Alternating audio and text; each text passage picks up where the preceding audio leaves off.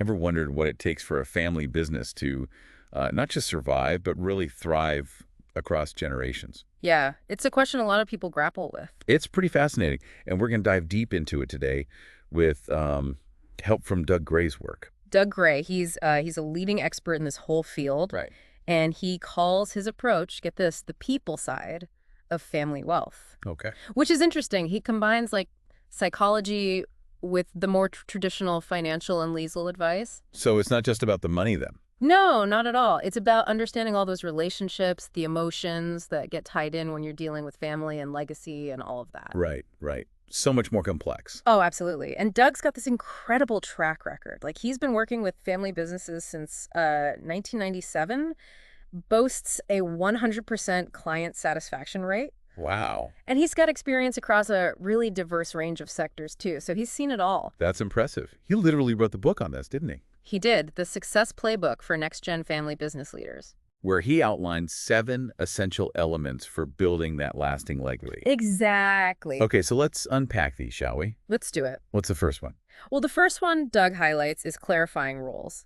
Might seem pretty basic, but Yeah. you'd be surprised how often a lack of clarity about who does what can lead to total chaos Oh, yeah. and conflict down the line.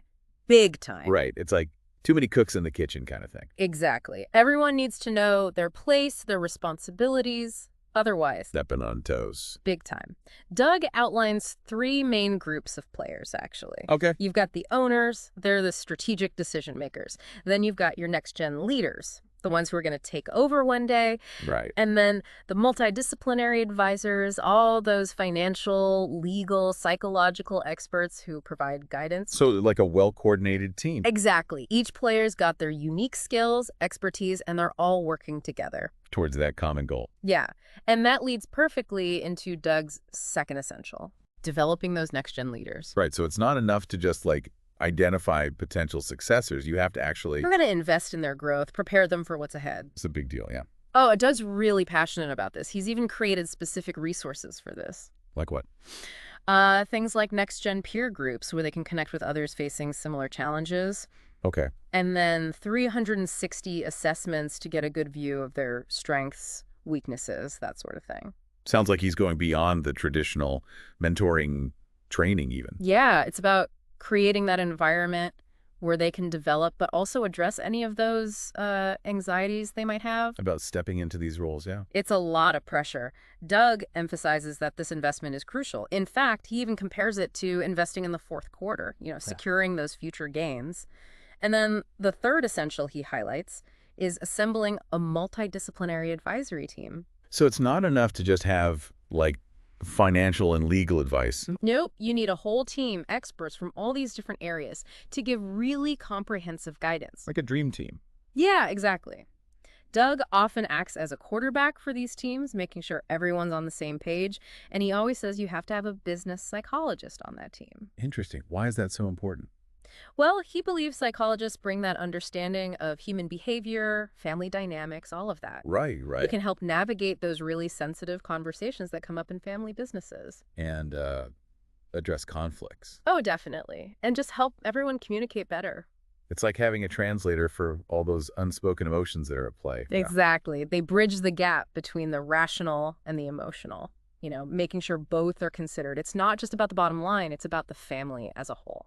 Makes a lot of sense. Yeah. Okay, so we've got roles clarified, next-gen leaders are being nurtured, and we've got our dream team of advisors. What's next? Well, the fourth essential Doug emphasizes is investing in financial literacy for that next generation. All right, so teaching the future leaders about money, responsibility, all that. Seems pretty straightforward. Yeah, but Doug encourages families to go beyond just, the lectures and textbooks. Right. Make it more interactive, engaging. Give them real-world experience. Exactly. He suggests creating case studies, even. Okay. Like, imagine you give the next generation a hypothetical $100,000 to invest. Right. They have to research, analyze, make decisions, and experience the consequences. With guidance, of course. I like that, like a safe space to make mistakes and learn from them. Exactly. And Doug believes that when the next generation gets this, understands finance, it not only prepares them for leadership, it actually strengthens the family bonds. Win-win. Totally. Okay, so what else is on Doug's list here? Number 5, the big one, drafting a succession plan. Ah, yeah, the actual plan for passing the torch. But Doug says it doesn't have to be this super complicated process. He suggests starting with the basics, outline your intentions, clarify the ownership structure, designate key contacts. The roadmap. Exactly. And he even suggests framing it as a gift to the family. I once heard him tell a story about a family who actually wrapped their succession plan in a box with a bow and gave it to their kids at a family gathering. Wow.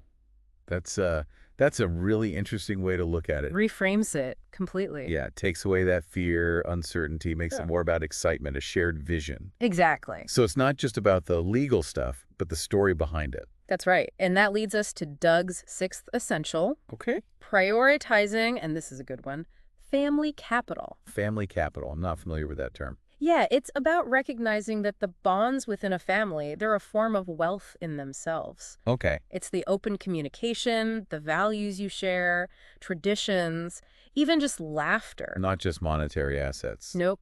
Those intangible things that make a family strong. Right. Resilient. Yeah, Doug encourages families to actually nurture these things. How so? Well, he tells this great story about a family who has a tradition of writing each other letters on their birthdays, Oh, wow. sharing their hopes and dreams for the year. It's simple, but it created this deep connection. I love that. It's a real tangible expression of that family capital. Exactly. And he believes that that strong capital can be a real buffer against those tough times, like a built-in support system. Okay, so we've got 6 of Doug's 7 essentials covered here. What's that final one? Embracing change. Change. The only constant, right? That's right. Yeah. Doug believes this is crucial for any family business that wants to not just survive, but truly thrive for generations. Makes sense, but I can imagine it's pretty daunting for, families that are so rooted in tradition. Definitely. But Doug argues that family businesses actually have an advantage when it comes to adapting. Oh, how so? Well, they often operate with this long-term perspective. They're not just focused on, the next quarter's earning. Exactly. They're thinking about legacy. Building something that'll last. Right. And he believes that, coupled with their strong sense of purpose, shared values, makes them inherently more resilient, adaptable. Yeah, they're built for this. Yeah, but it still takes effort. You got to cultivate that adaptability. Stay open to those new ideas. Doug is big on this. He calls it a growth mindset. That willingness to step outside of your comfort zone, embrace the new. And family businesses are good at this because Well, they're driven by that long-term vision, that sense of purpose. it goes beyond just profit. Absolutely. And Doug believes that's one of the key reasons why they have such a high rate of success. Interesting.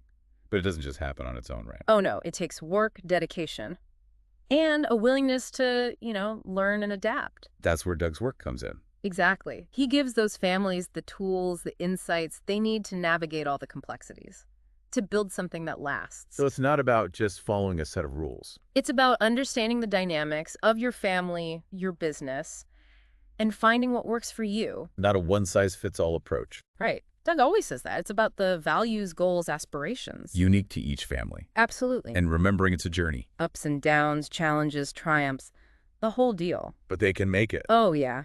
With the right mindset, the right support, family businesses can thrive for generations. It's a really inspiring thought. It is. It makes you think, what kind of practical advice does Doug actually give these families to deal with all this, Well, one thing he's always stressing is open and honest communication. Okay, yeah.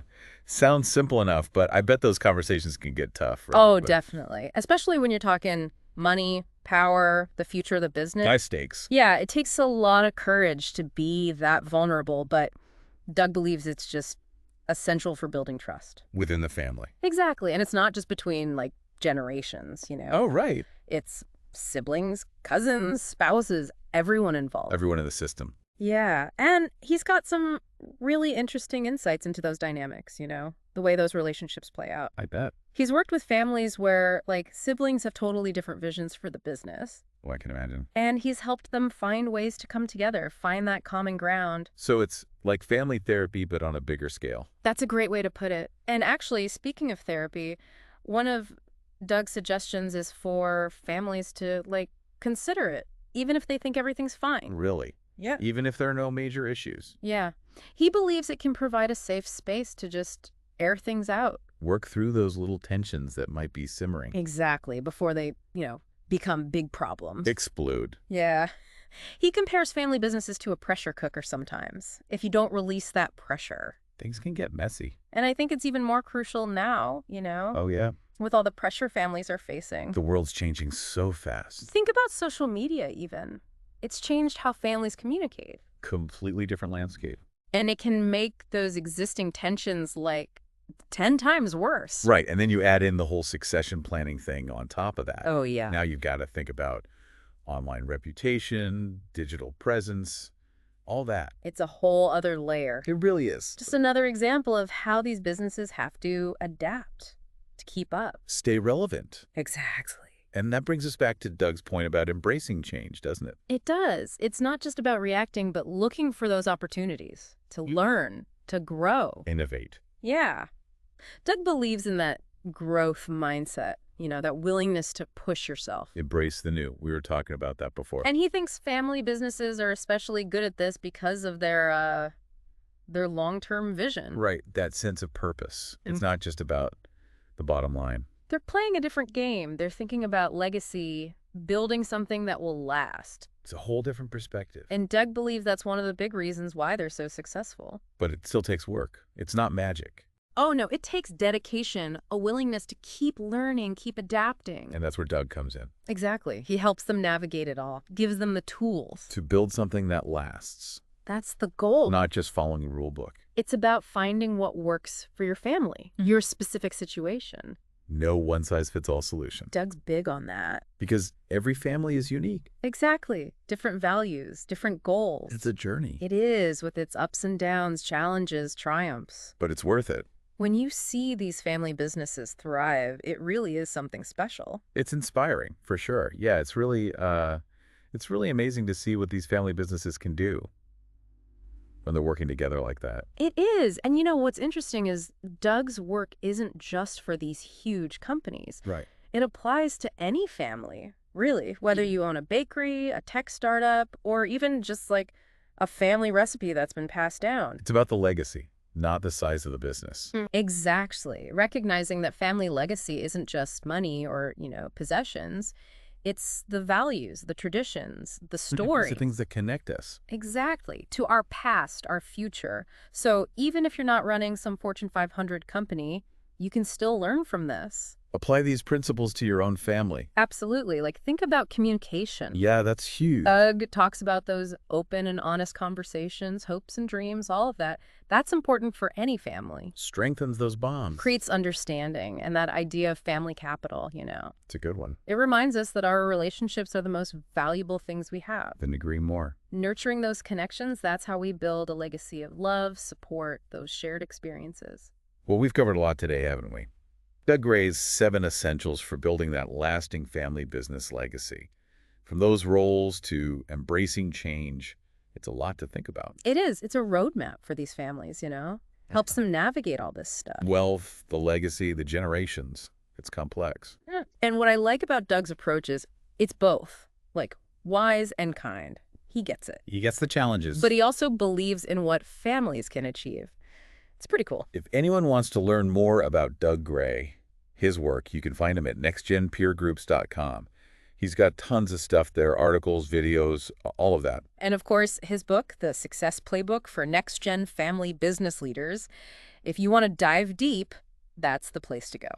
Definitely recommend it. And we'd love to hear what you thought of this deep dive. What stuck with you? What questions do you have now about your own family? Doug says, no asset is more exciting than hope for a better future. And that's a good question, isn't it? What does that future look like for you, for your family? We hope this has given you some things to consider, some inspiration maybe, to start building that future. One conversation, one shared experience, one act of love at a time.